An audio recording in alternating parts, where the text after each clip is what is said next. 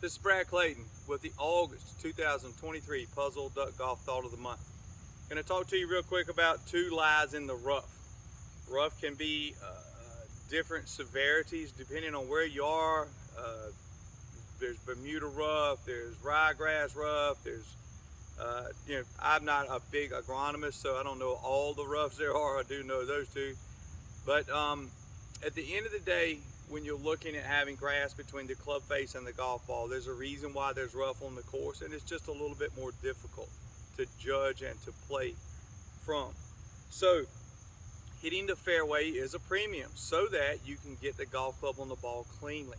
When you hit it into the rough, there are two main kinds of lies that I'm just going to go over right quick. Number one is one that can be a flyer. A flyer is a ball that's got a little bit of grass between the club face and the ball, and so it tends to jump off of the club face a little bit harder, a little bit faster, and go a little bit further. That's going to be a lie similar to the one that I'm looking at right here. So you can see that I can get the club relatively cleanly on this ball, but it's going to have a little bit of grass between me and the ball, so it may jump just a little bit. You call it a jumper, a flyer, whatever your lingo is. So that's going to tend to go a little bit further, so keep that in mind so you can adjust accordingly. Another one is when you're going to get the ball down really deep in the rough. This way, I don't even know if you can see this golf ball, but it's down there pretty far.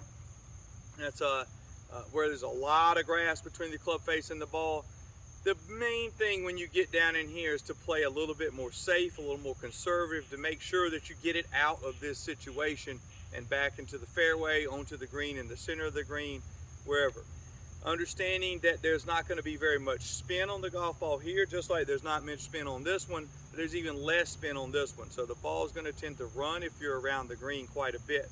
So you're going to need more loft to cut down into the grass to hit it a little bit higher to make it land a little bit softer.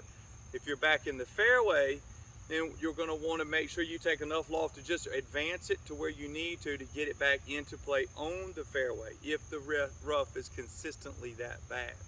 This is not much fun playing out of this. If you do get into it, what are we going to do to adjust for it? I'm going to give you a couple of setup thoughts and then a couple of swing thoughts.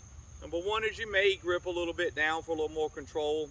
I don't think that really makes a whole big difference, but okay, if you want to grip down a little bit, that's fine. The main thing we do want to do is grip it a little bit firmer, because the hosel of the club is going to tend to get caught up in the high grass.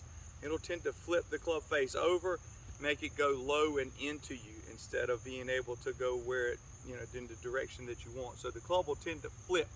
If you grip it a little bit firmer, you can stabilize the club face through the ball a little bit better.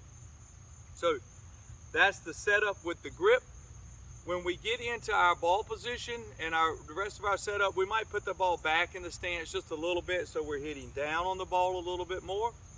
You may even want to put a little bit of weight up into your forward foot to encourage that even more. So a little firmer grip, ball back, a little bit of weight forward, and then as we swing and we turn away, we might want to get our wrist to cock up a little bit sooner so the club goes up and down a little bit more into the ball, so you've got a little less grass between the club face and the ball. If I try to make my normal swing here and it comes in back there, there's just way too much grass that's going to get caught before it gets to this golf ball and moves it out any at all.